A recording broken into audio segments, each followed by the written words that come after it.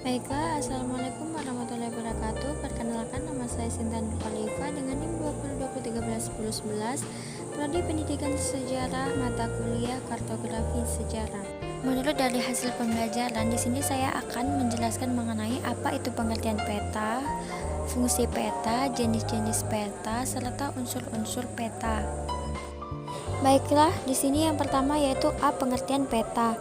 Peta adalah gambaran konvensional permukaan bumi baik sebagian atau seluruhnya pada bidang datar yang diperkecil dengan skala dan dilihat dari atas dengan tulisan tertentu sebagai tanda. Peta juga memuat berbagai penampakan baik nyata maupun abstrak. Yang kedua yaitu B. Fungsi peta, berfungsi untuk menunjukkan posisi atau lokasi suatu tempat di permukaan bumi. Berfungsi untuk memperlihatkan ukuran, luas, jarak, dan arah suatu tempat di permukaan bumi, memberikan informasi kepada pembacanya mengenai letak relatif suatu daerah terhadap daerah lainnya di permukaan bumi. Yang ketiga yaitu C. Jenis-jenis peta. Yang pertama ada peta umum. Peta umum adalah jenis peta yang menggambarkan kenampakan bumi, baik fenomena alam atau budaya. Peta umum dibagi tiga yaitu peta topografi, peta kronografi, dan peta dunia atau geografi.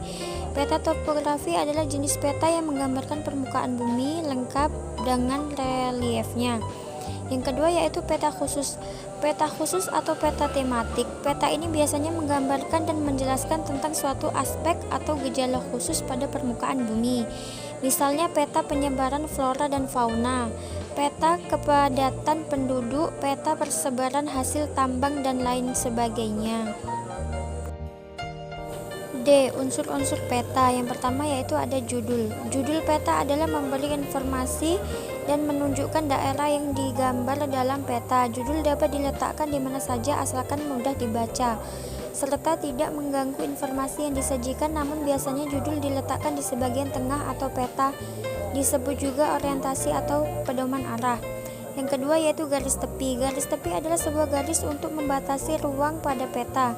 Biasanya berbentuk persegi 4. Garis tepi dibuat pada peta agar gambar berada tepat di tengah-tengah dan meletakkan garis astronomi.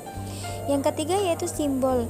Simbol wilayah adalah tempat yang memiliki ciri-ciri fisik dan manusia yang sama. Ini dapat berupa wilayah formal, kota, kabupaten, negara, dan sebagainya atau fungsional. Yang keempat adalah legenda. Legenda merupakan suatu daftar atau tabel yang menunjukkan simbol-simbol atau tanda-tanda konvensional yang digunakan di dalam peta. Di dalam penggunaan simbol dalam legenda juga diberikan warna dan deskripsi.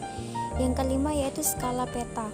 Skala suatu peta adalah perbandingan jarak pada peta terhadap jarak sebenarnya.